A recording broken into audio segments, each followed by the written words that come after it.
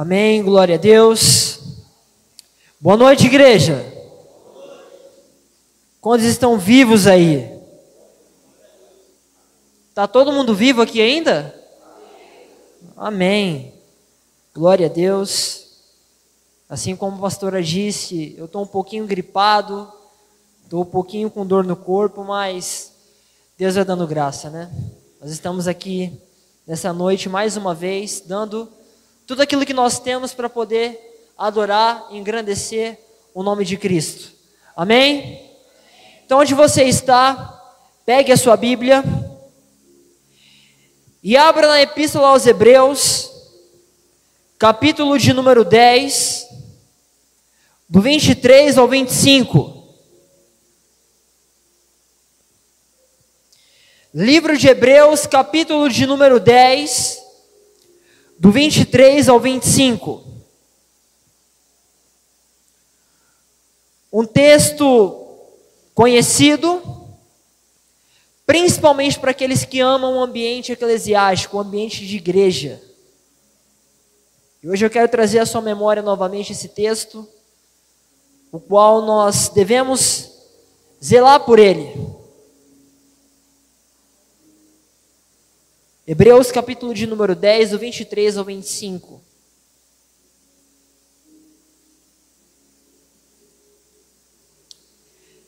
Só quem encontrou diz amém. E assim diz a palavra do Senhor. Versículo 23.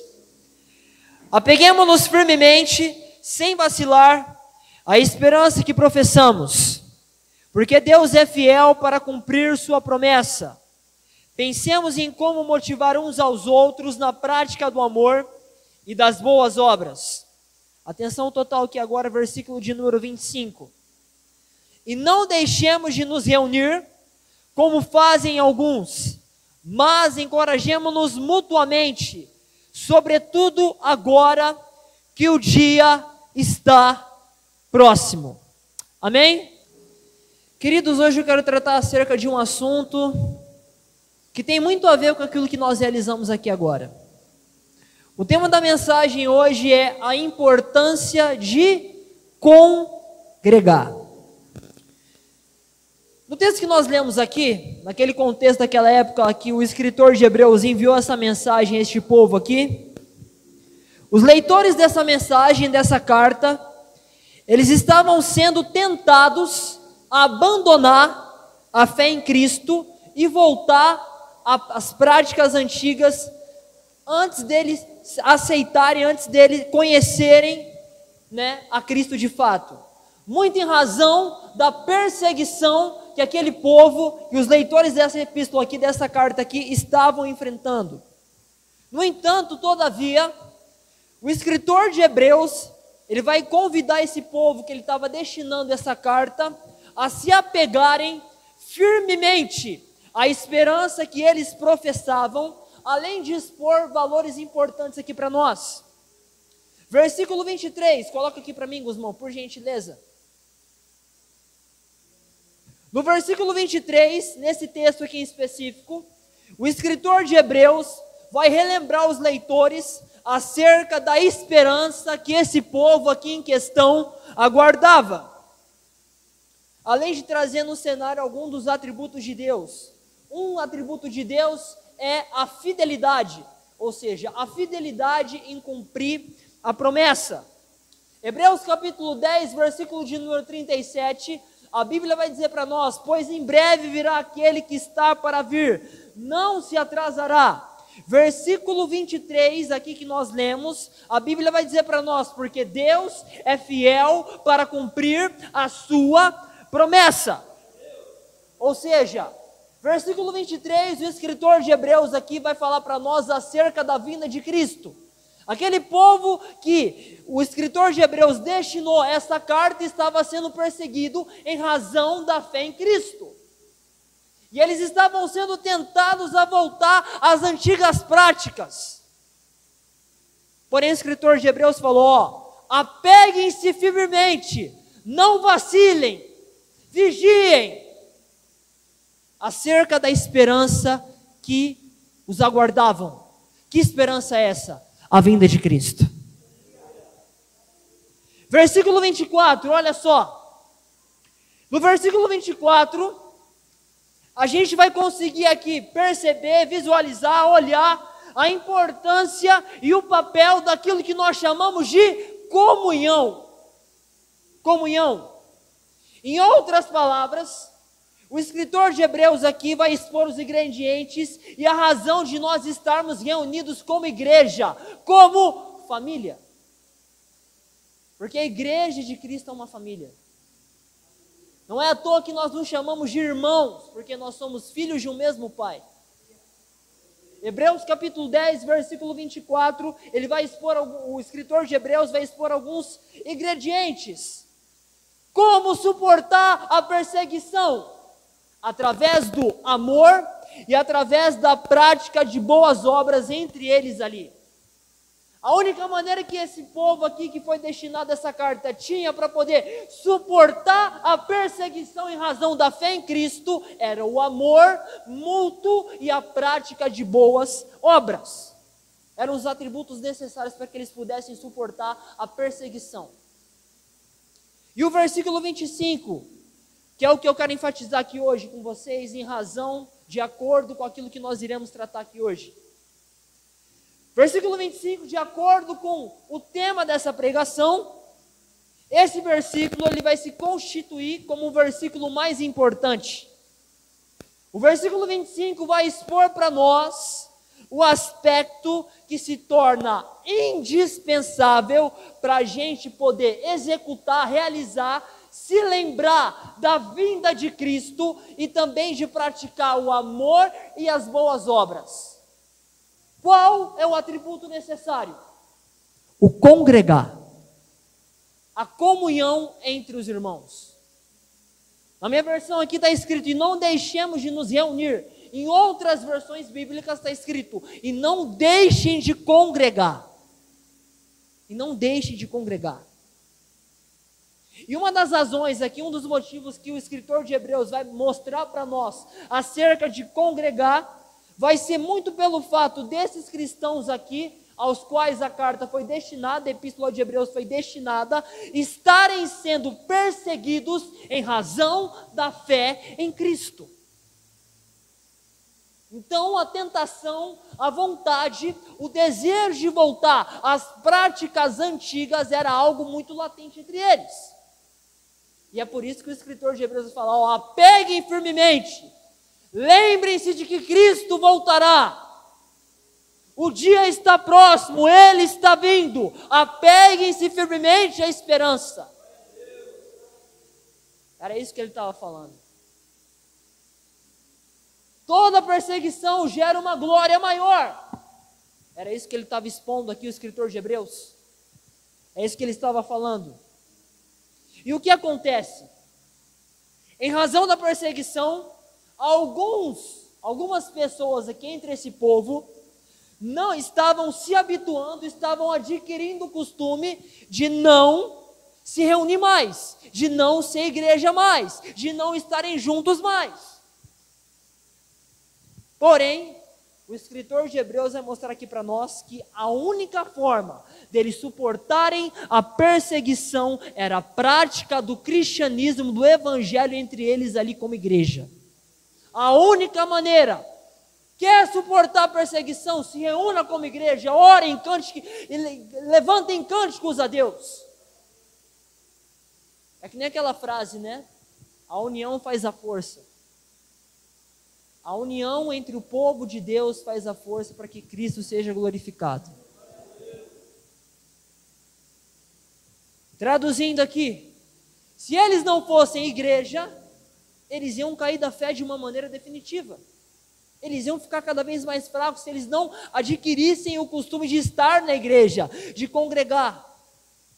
E de um modo geral, se você parar para poder observar a Bíblia, você vai ver de uma maneira escancarada a significância do que significa comunhão para Deus. Comunhão. Se você parar para poder examinar o texto que nós lemos aqui em questão, e outras cartas também, e outras epístolas aqui no Novo Testamento, e no Antigo também isso vai ficar muito claro para nós, o plural vai ser algo indispensável. Não existe mais o eu, mas o nós. Não tem como você ser cristão sozinho. Não existe a possibilidade de você ser cristão sem congregar em uma igreja local. É impossível. Não existe nenhuma possibilidade de você ser individualista no contexto de igreja, no contexto de corpo de Cristo, porque a igreja é o corpo de Cristo na terra. Não tem como.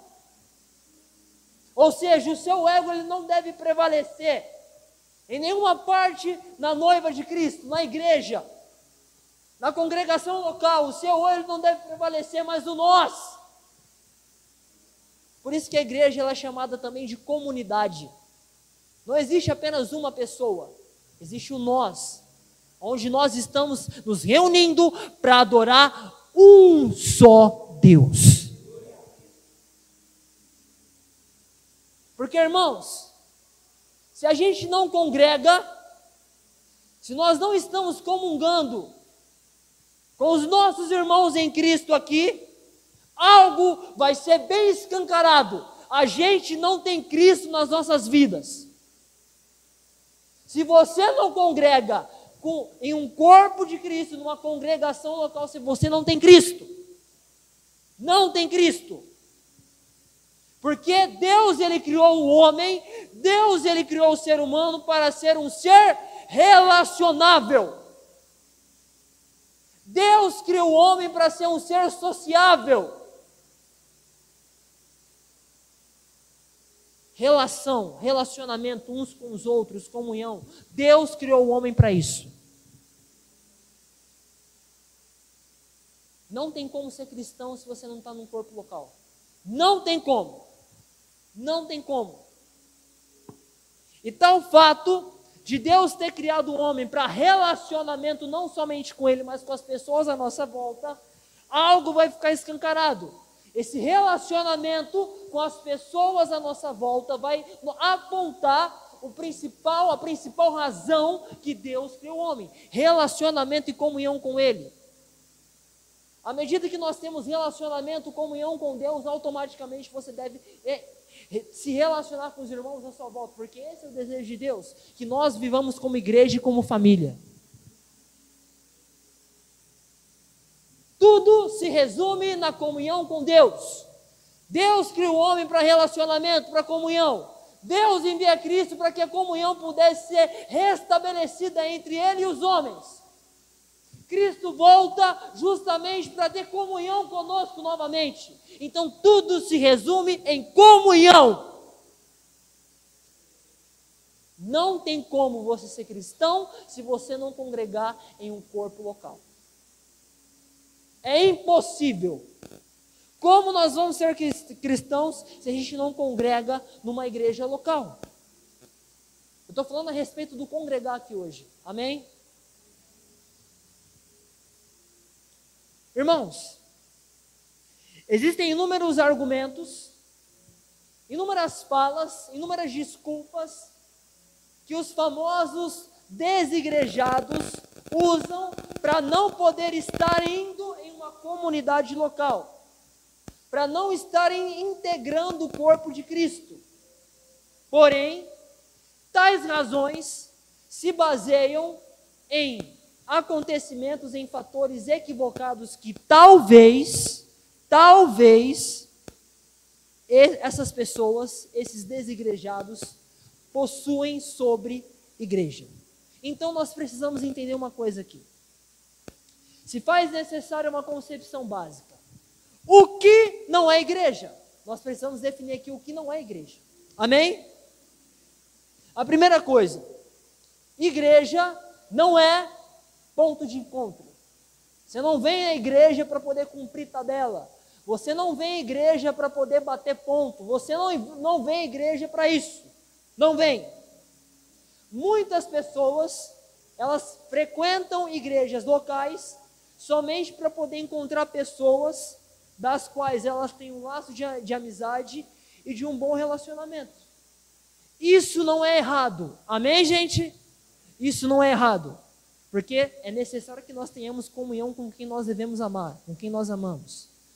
Porém, se a única razão e se a nossa motivação de irmos a uma congregação local se constitui é só por isso, a gente está completamente equivocado.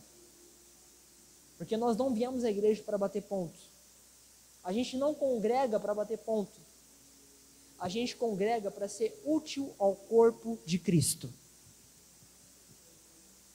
Nós congregamos para poder encorajar os nossos irmãos a permanecerem firmes olhando para o alvo. É por isso que Deus exige muito, Ele fala muito a respeito do congregar, não fala muito a respeito do eu, mas do nós. Mas do nós. Ou seja, você não vai à igreja simplesmente só para poder receber algo, você vai para dar também, você vai para servir também, naquilo que você pode contribuir. Como é que eu posso ser útil aqui a esse corpo local, a essa igreja local? Como eu posso ser útil? À medida que nós vamos crescendo na caminhada com Cristo, a gente quer ser útil, não quer ficar simplesmente recebendo. A gente quer dar também. Porque a Bíblia diz para nós que é melhor dar do que receber. Receber.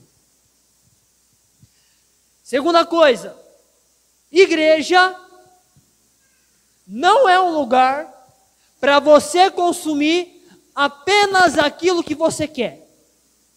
Igreja não é lugar, repita assim comigo, irmãos. Igreja não é lugar para consumir aquilo que eu quero. Amém? Igreja local não é um supermercado para você comprar aquilo que é do seu agrado. Opa, eu gostei desse produto aqui, eu vou pegar para mim.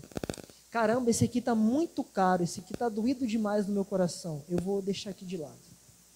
Igreja não é isso. Não é isso. Em outras palavras aqui, traduzindo para quem não entendeu, nós não estamos à igreja para poder encontrar aquilo que nós queremos. Nós estamos aqui para encontrar aquilo que nós precisamos. Aquilo que nós precisamos. Porque se a gente vai numa congregação local, numa igreja local, todo domingo, para escutar apenas aquilo que a gente quer ouvir, a gente fica cada vez mais atrofiado espiritualmente, a gente não cresce nunca. Só vai ficar comendo papinha, e não para mais. E não para mais. Irmãos, existem muitas congregações por aí lotadas, pelo simples fato de expor mensagens que amaciam o ego do homem. Existem congregações lotadas porque cantam aquilo que está na moda, aquilo que é sucesso, e não prezam por uma canção bíblica, além de inúmeros eventos sem o mínimo de propósito. Eu vou fazer uma conferência aqui. Para quê? Para lotar a igreja. Qual é o propósito disso? Porque conferência, evento não é um fim, é um meio para alguma coisa. É um meio para alguma coisa. E já dizia a Bíblia, o apóstolo Paulo ele vai dizer a Timóteo o seguinte, coloca para mim, Guzmão, 2 Timóteo 4, do 3 ao 4, vamos ler.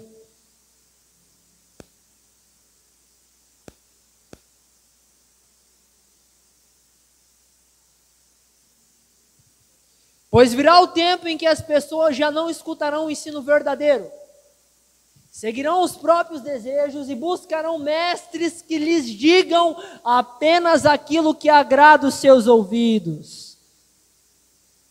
Rejeitarão a verdade e correrão atrás de mitos. Rejeitarão a verdade e correrão atrás de mitos.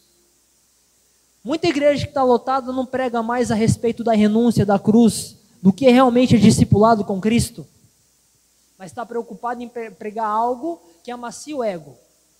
Vou começar a semana bem, vou começar a semana disposto, aí ao longo da semana cai, desanima, aí precisa de um banho de novo. Mensagem motivacional baseada nisso, irmãos.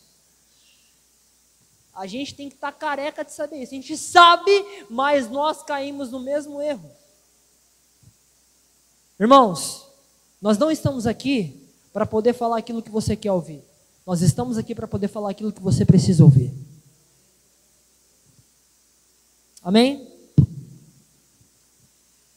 Terceiro aspecto do que não é igreja.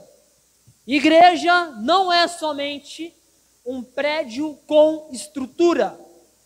Se nós temos o entendimento, se nós temos a concepção de que uma igreja local, ela vai se constituir apenas por uma estrutura de ponta, algo de última linha, a gente precisa rever os nossos conceitos do que realmente se caracteriza como uma igreja de verdade, uma igreja local que agrada o coração de Deus. Imagina aqui comigo no tempo de Cristo, quando Cristo ele é assunto aos céus e a igreja primitiva ela é inaugurada. Eles não tinham estrutura de ponta. Era tudo no gogó, tinha que gritar para que as pessoas pudessem ouvir aquilo que eles estavam falando. Não tinha, não tinha microfone. Não tinha microfone. E a grande realidade, irmãos, é que existem muitas congregações que estão abertas, mas que Deus deseja visualizar, ver todas elas fechadas. Porque essas congregações que só falam aquilo que o homem quer ouvir, estão anestesiando pessoas para o inferno. Só pregam um lado do evangelho, o outro lado do amor de Deus não pregam. Tem alguma coisa errada se isso acontece. Tem alguma coisa errada. E a última coisa que nós precisamos entender aqui. A igreja ela não é perfeita. Igreja não é perfeita. Porque muitos de nós, a gente constrói na nossa mente, estrutura na nossa mente um mundo das fadas evangélico, um mundo das fadas gospel.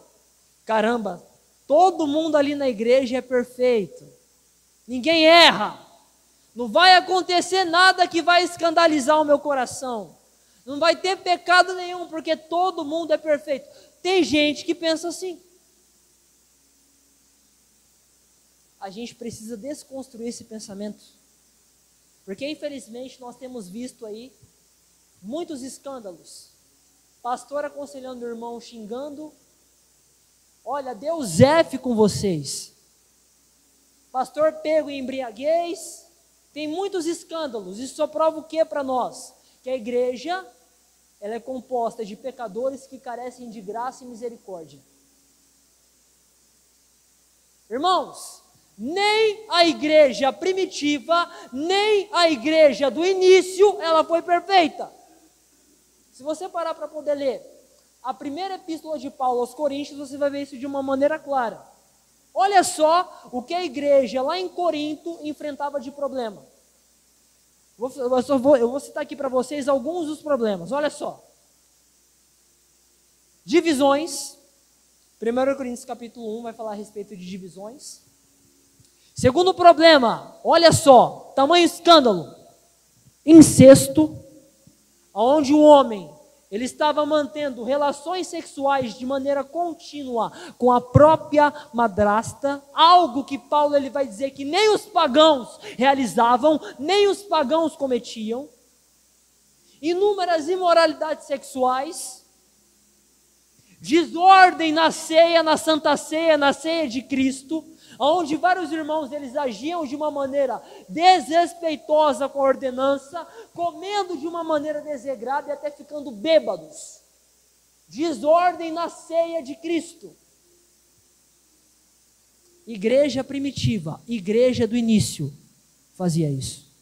Se a igreja primitiva, ela passou por problema, por qual razão a gente deve acreditar que igreja não existe problema? A igreja, ela se caracteriza, irmãos, em uma localidade que se compõe de pecadores.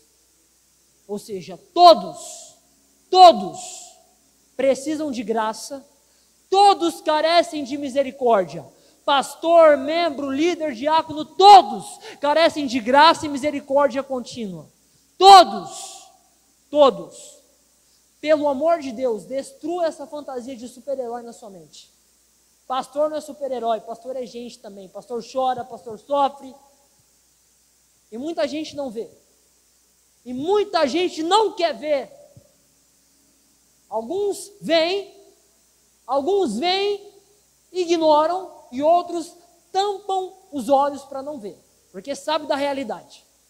Porque se a gente fantasia pessoas perfeitas dentro da igreja, uma congregação local perfeita, a gente se expõe ao fracasso e à decepção. Existe uma frase muito interessante que eu gosto, que é a seguinte: se você encontrar uma igreja perfeita, não vá para lá, porque você pode estragar ela. Porque você pode destruir ela. Em outras palavras aqui, toda igreja local, toda congregação local, ela tem problema. Igreja e corpo de Cristo são várias. Congregação local, aquilo que eu estou falando aqui, entre nós especificamente, só para deixar bem claro. Se a gente muda de igreja, a gente vai encontrar problema lá também. É inevitável. Ou seja, eu não congregar em uma igreja local, eu não ir numa igreja, porque tem problema, porque eu não gosto disso, porque eu não gosto daquilo, isso não é desculpa. Isso não é desculpa. Arruma uma desculpa melhor. Porque a igreja é um lugar de pessoas imperfeitas cuidando de pessoas imperfeitas. Não tem ninguém aqui que é santo. Amém, irmãos? Aí vem alguns argumentos, ridículos por sinal. Eu não preciso estar dentro de uma igreja para poder provar que eu sou cristão e que eu amo a Cristo. Eu assisto culto online na minha casa e eu sou muito edificado. Então vamos lá, seguindo essa linha ridícula de raciocínio. Se você estiver com fome, não coma. Não vá no supermercado comprar comida. Por quê? Apenas ligue a TV e assista MasterChef. Liga a TV e vê Ana Maria Braga. É muito mais fácil. Eu sou edificado com culto online. Então, beleza, não coma. Vai ligar a TV no MasterChef, lá na Maria Braga.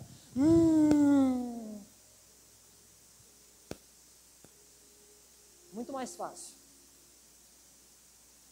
Você vai estar se alimentando, entre aspas, aqui de uma maneira correta e saborosa. Você vai ficar olhando com o olho, não vai nem sentir o cheiro. Mas eu acredito em Jesus e é isso que vale, é isso que importa. A Bíblia vai dizer para nós que até Satanás crê, os demônios creem e ainda tremem de medo. E olha que o capeta ele tem muito mais substância para poder crer do que você.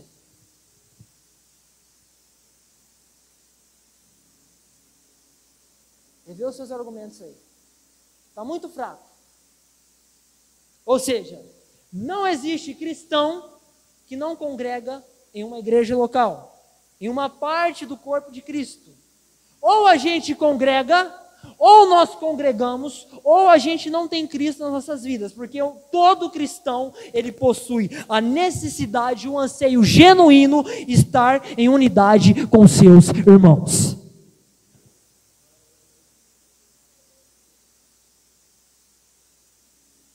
Mas vamos lá. Por que nós devemos congregar? Por que nós devemos ir à igreja? Muitas pessoas não entendem isso.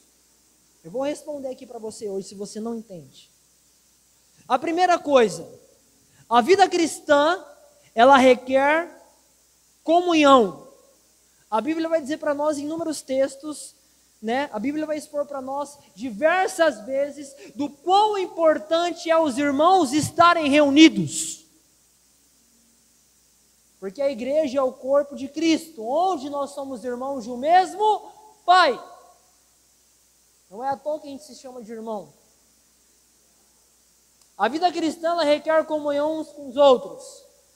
E na comunhão existem 3 atributos: correção, instrução e encorajamento. Porque um cristão sem correção é um cristão cego, dirigindo o carro em alta velocidade. Em outras palavras aqui, um cristão sem correção, ele pode destruir a própria vida e afetar a vida de outras pessoas que estão ao redor dele, que convivem com ele. Uma observação muito interessante aqui, um parênteses aqui no sermão, na mensagem. Preste bastante atenção aqui agora. Bastante atenção. Aqui é um detalhe fundamental. É um detalhe fundamental para nós que temos a questão de congregar. Para quem congrega, preste bastante atenção no que eu vou falar. A gente não deve alegar, eu estou corrigindo o meu irmão. A gente não deve ofender, desrespeitar ninguém, alegando que está corrigindo a pessoa.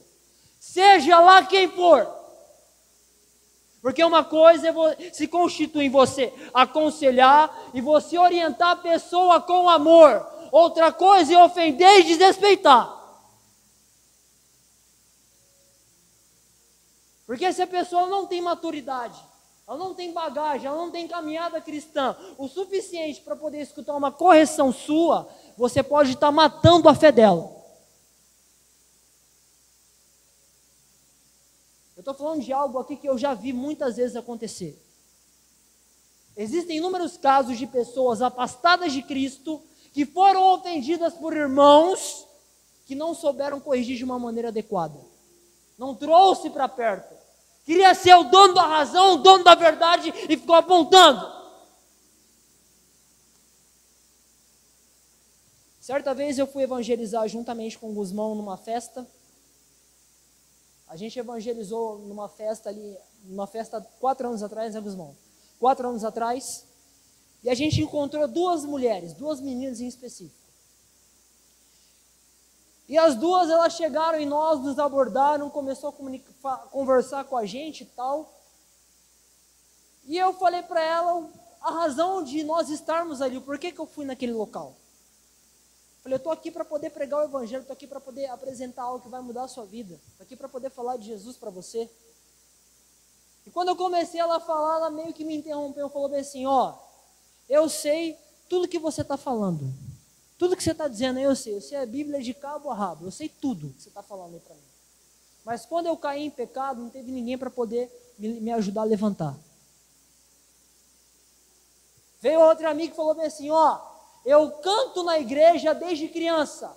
Quando eu caí, não teve ninguém para poder me ajudar a levantar. Não teve. Teve pessoas me apontando, falando que eu era podre. Podre. Não souberam corrigir de uma maneira amorosa as 2. Pela graça de Deus, uma voltou e está caminhando com Cristo hoje. Pela graça de Deus. Até onde eu sei. A outra, a amiga em questão, não sei como é que está hoje, mas uma delas está caminhando com Jesus. Irmãos, antes de você querer corrigir alguém, você tem que entender uma coisa. Pelo amor de Deus, você não sabe a totalidade da vida de alguém. Você não sabe. Para você querer constatar erro. Então, pelo amor de Deus, se informe de todo o contexto dela para você corrigir com sabedoria. Tenha sabedoria. Tenha sabedoria. Corrija a pessoa com conhecimento de causa e com amor, principalmente. Porque toda correção, ela deve carregar consigo o quê? Compaixão, amor, sabedoria, visando a restauração da mesma. Pessoa que é em pecado, a gente deve corrigir, trazer para perto com compaixão e amor, visando a restauração da pessoa. Você já pensou se Jesus ele corrigisse Pedro de qualquer jeito? E Pedro foi um cara que deu muito trabalho para Cristo. Foi um cara que deu muito trabalho. Tudo aquilo que Pedro falava, você tinha que jogar fora. Mas Jesus, com paciência, relevou. 1 ano, 2 anos, 3 anos, Pedro e Jesus andando juntos. Somente no final que Pedro se converte. Pedro foi um cara que andou sobre as águas. Pedro foi um cara que viu Jesus transfigurado em Mateus capítulo 17. Mas Pedro negou Jesus 3 vezes. E detalhe, quando ele negou Jesus 3 vezes, ele falou, eu me amaldiçoo, podem me matar se eu conhecer esse cara. Mas em Marcos capítulo 16, 7, Quando os anjos aparecem ali, se não me falha a memória, o texto, e falem, vão para a Galileia, avisem os discípulos, incluindo Pedro. Tamanha era a graça de Deus. Tamanho era o amor que Cristo tinha por Pedro. Você quer saber se Pedro deu certo? Vai para Atos. Atos capítulo 2, o Espírito Santo desceu, Pedro começou a pregar o evangelho ali e mais de 3.000 almas se converteram. Já pensou se Jesus não tivesse compaixão por Pedro, amor por Pedro? Já pensou? Jesus ele trazia para perto. Vem cá, Pedro. Vem cá, Pedro. Tu me amas? O Senhor sabe que eu te amo. Então apacente as minhas ovelhas. Foi isso que Jesus fez. Irmãos, entendam aqui. Se por acaso a gente tiver conhecimento da vivência, da realidade, das condições de uma pessoa por completo, e você corrige ela sem sabedoria, expondo ela ao ridículo, deixando bem claro aqui, a gente vai deixar só escancarado a concepção que nós pensamos acerca dela.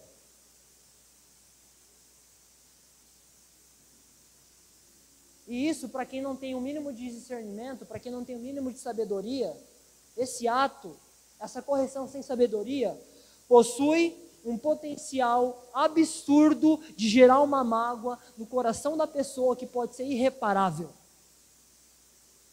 Você quer saber também uma das razões porque muitas pessoas não querem congregar na igreja? Porque foram feridas, porque corrigiram errado. Se a pessoa está errada, se a pessoa está... mas ela está errada, ela está vivendo em pecado. Corrija com amor, meu filho. Traz para perto. Será que Jesus ia agir assim, expondo ela ao ridículo? Você quer corrigir, irmãos? Se você alguma vez fez isso que eu falei aqui, o que você tem que fazer? Peça perdão para a pessoa. Se você ofendeu, peça perdão para ela. Se você magoou, peça perdão. Ministra paz na sua comunhão com essa pessoa. Ministra paz na sua relação com essa pessoa. Pelo amor de Deus. Pelo amor de Deus.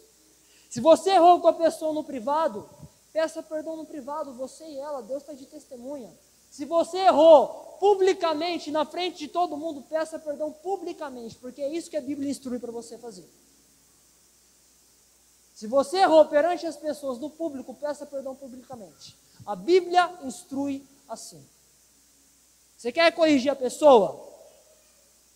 Corrija, com amor e compaixão. Mas pelo amor de Deus, respeita ela, não ofenda ela. Você não sabe da realidade dela. Respeita ela.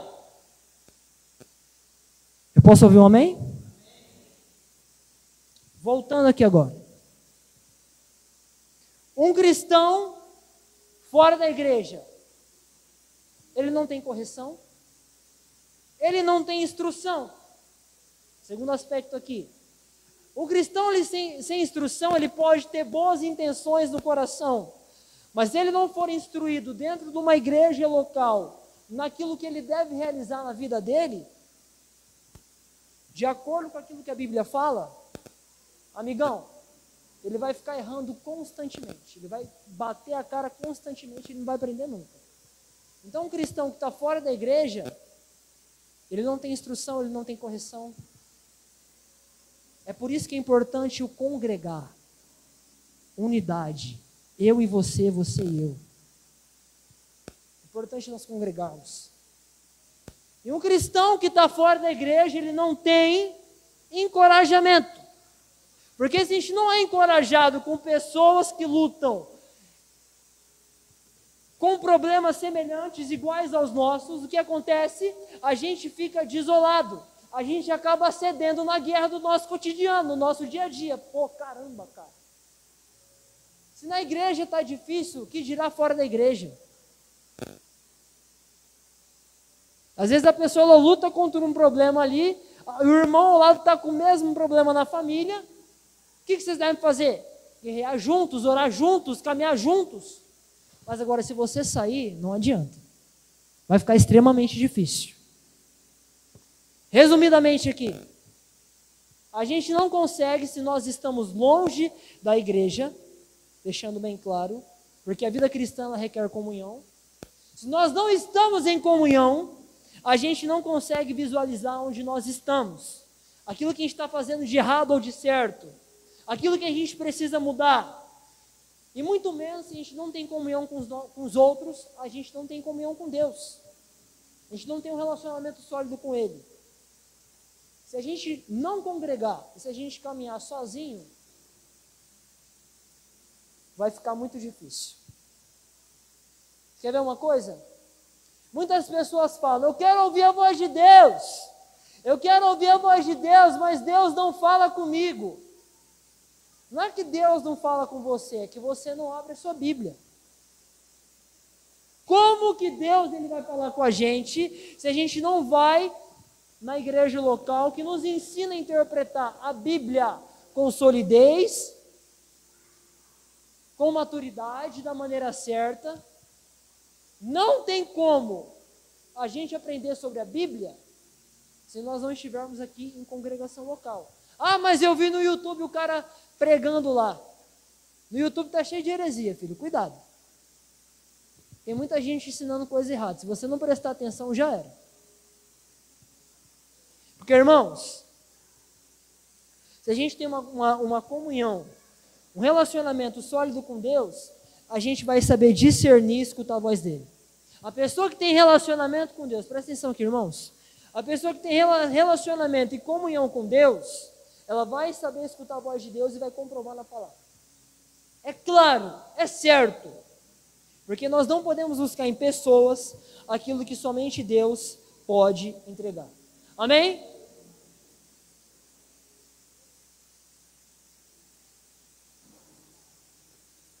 Como é que a gente vai crescer na nossa trajetória com Cristo se nós não estamos congregando juntamente com os nossos irmãos? Como é que você vai crescer? Porque um dos únicos lugares que a gente vai poder comprovar o quanto que nós estamos frutificando em Cristo vai se caracterizar na nossa congregação. Porque na nossa comunidade a gente aprende muito sobre o valor da servidão, o que é servir e o que se constitui em amar o próximo.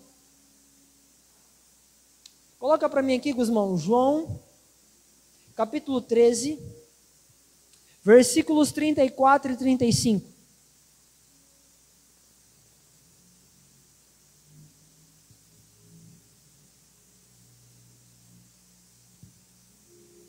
Olha o que Jesus vai falar. Por isso, agora eu lhes dou um novo mandamento, no plural. Amem uns aos outros, assim como eu os amei, vocês devem amar uns aos outros. Seu amor uns pelos outros provará ao mundo que são os meus discípulos. A gente ama na família de Cristo aonde? Na igreja, congregando. Por isso que o congregar é muito importante. Amém? Segunda coisa, irmãos. Por que nós devemos congregar? Porque a igreja é o corpo de Cristo na terra.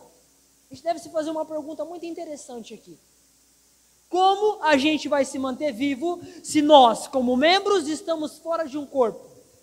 Se você parar para poder estudar um pouquinho mais acerca do corpo humano, você vai ver que você pode viver sem alguns órgãos importantes, como por exemplo, o caso dos rins. Você tem 2, mas você pode ter somente um e viver perfeitamente. Você pode viver sem um deles. Agora, se o rim que você tirou para um transplante, por exemplo, e se você não conservar esse rim da maneira correta, o que vai acontecer? Esse órgão, um dos seus rins, ele vai se decompor em um período curto, em poucas horas.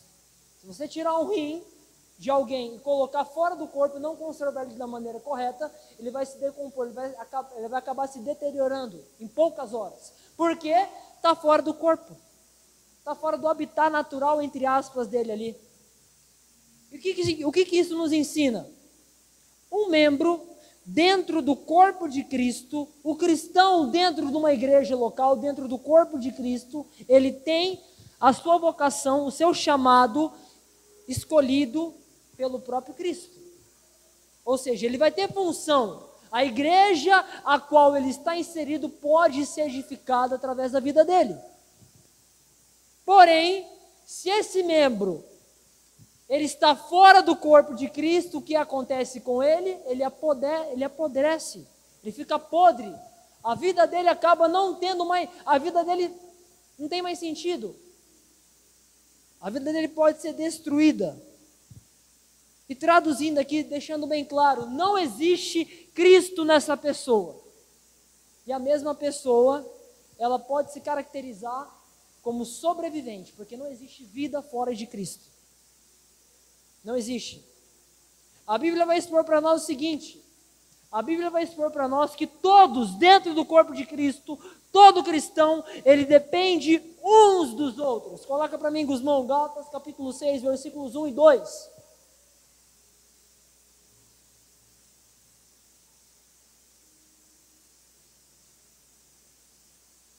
Irmãos, se alguém for vencido por algum pecado, vocês que são guiados pelo Espírito devem com mansidão ajudá-lo a voltar ao caminho certo, e cada um cuide para não ser tentado. Versículo 2. Ajudem a levar os fardos uns dos outros e obedeçam desse modo a lei de Cristo. No corpo de Cristo, um depende do outro. Não tem como você viver um cristianismo saudável sozinho. Não tem como. Não tem como. Se existem pastores, se existem irmãos, se existem líderes, isso vai ser o que para nós? Essas pessoas, elas vão nos ajudar a carregar os nossos fardos. Determinadas circunstâncias da vida.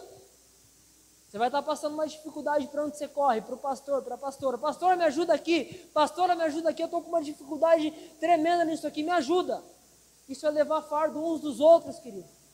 Não tem como você ser cristão fora do ambiente de igreja. Não tem como. Porque, infelizmente, nós aqui podemos, em algum momento da nossa trajetória, ter sido feridos por algum líder em questão. Mas nós devemos entender também que os líderes estão sujeitos a errar. Pastor também está sujeito a errar. Irmãos, não é um desejo do meu coração e eu não quero realizar isso. Mas em algum momento eu vou acabar realizando. Se eu não decepcionei você, em algum momento se prepare, porque eu vou te decepcionar. Não é um desejo do meu coração. Eu até peço perdão se eu cometi alguma decepção aqui com alguém. Mas eu estou sujeito a errar. Por isso que eu falei para vocês, não existe super-herói dentro da igreja.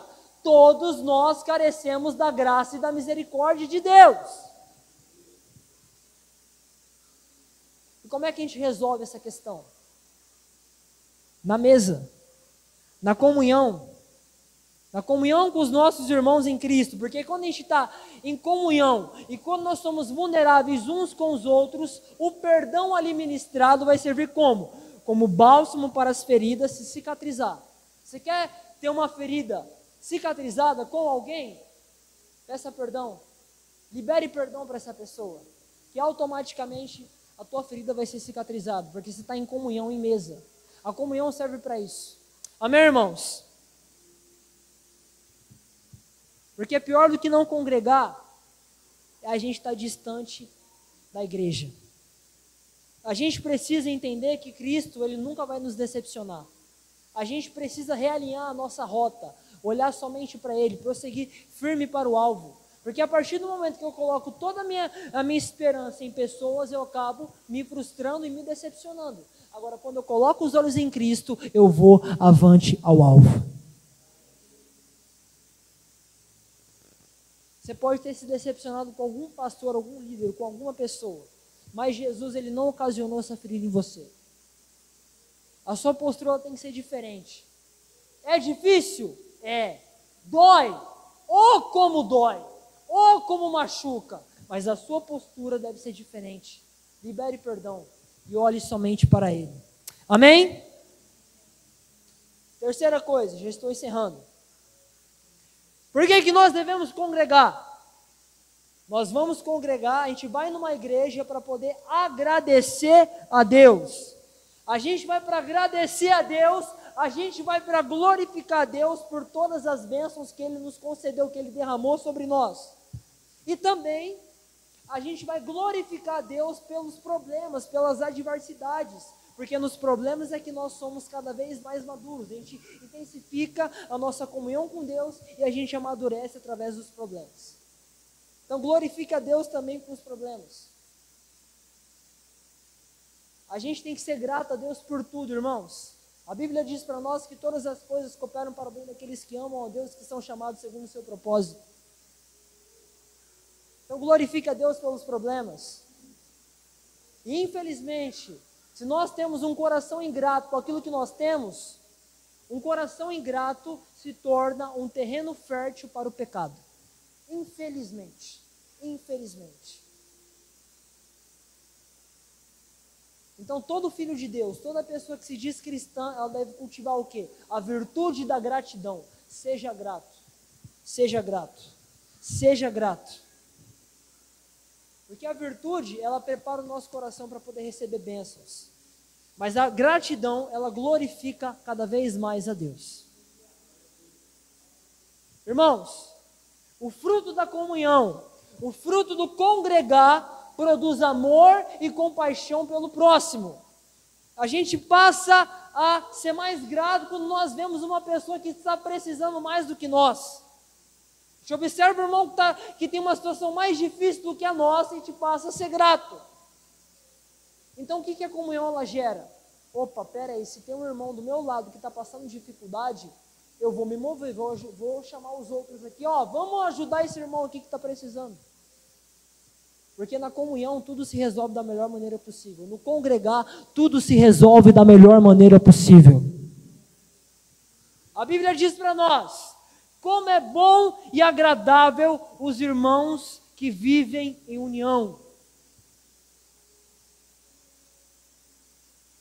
Ame o congregar. Ame ser igreja. Em nome de Jesus. Em nome de Jesus. Quarta coisa, por que nós devemos congregar? Porque quando a gente congrega, a gente descobre o nosso propósito com exatidão. Deus, o que o Senhor me chamou para fazer? Porque muita gente se pergunta, né? Deus, o que o Senhor me chamou para fazer? O Senhor me chamou para pregar? O Senhor me chamou para cantar? O que eu tenho que fazer? Você vai descobrir isso quando você estiver congregando de uma maneira sólida.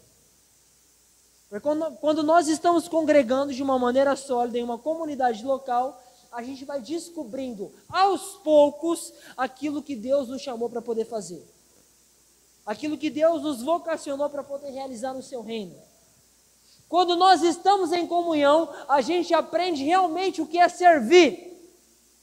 Quando nós estamos em comunhão, a gente aprende o que é amar o próximo. Irmãos, para pensar nisso aqui.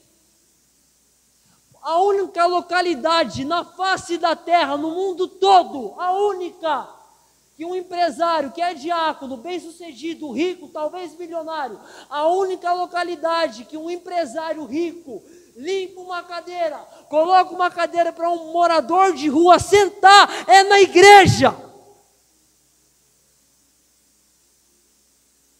Porque na igreja todo mundo está aqui, Ame o congregar. Ame estar na igreja. Ame ser dinâmico para o reino de Deus. Ame servir as pessoas. A Bíblia diz, é melhor você dar do que você receber. Em nome de Jesus. Então como é que eu descubro o meu propósito então? Primeira coisa que você tem que entender. Todo cristão, todo propósito, o propósito de todo cristão, ele é o quê? Comunhão com Deus. Deus te criou para que você tenha comunhão e relacionamento com Ele. Por incrível que pareça, Deus não te criou para você pregar o Evangelho. Porque se Deus tivesse criado você para você anunciar o Evangelho, Deus teria criado todo homem para poder cair no pecado. Qual que é o propósito principal da criação do homem? Relacionamento com Deus.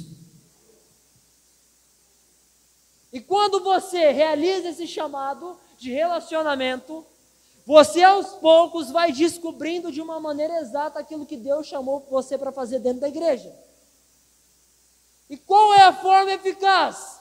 Comunhão, congregando, sendo igreja com os meus irmãos, desfrutando da comunhão. Você quer descobrir aquilo que Deus chamou você para fazer? Congregue, ame congregar e estar em comunhão com seus irmãos. E a última coisa, por que nós devemos congregar? Quando nós estamos congregando, estamos em comunhão com os irmãos, a gente fica menos vulnerável aos ataques do inimigo.